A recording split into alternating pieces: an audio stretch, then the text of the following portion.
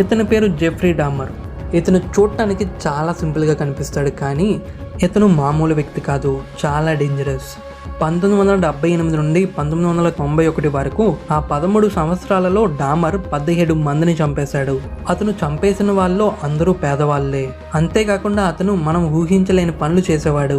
చనిపోయిన వ్యక్తుల యొక్క శరీర భాగాలను సెల్స్లో ఉంచుకోవడం మరియు అస్థిపంజరాలను భద్రపరచుకోవడం ఇలాంటి పనులు చేసేవాడు. అండ్ ఒకసారి 1991లో ఒక అతను డామర్ నుంచి తప్పించుకొని పోలీస్ స్టేషన్కి వెళ్ళి కంప్లైంట్ ఇచ్చాడు. ఆ తర్వాత పోలీసులు డామర్ ఉన్న అపార్ట్మెంట్కి వచ్చి చెక్ చేశారు. అప్పుడు పోలీసులు హ్యూమన్ బాడీ పార్ట్స్ని సెల్స్లో ఇంకా ఫ్రిడ్జ్లో చూసి చాలా భయపడిపోయారు. ఆ తర్వాత డామర్ను పోలీసులు అరెస్ట్ చేశారు.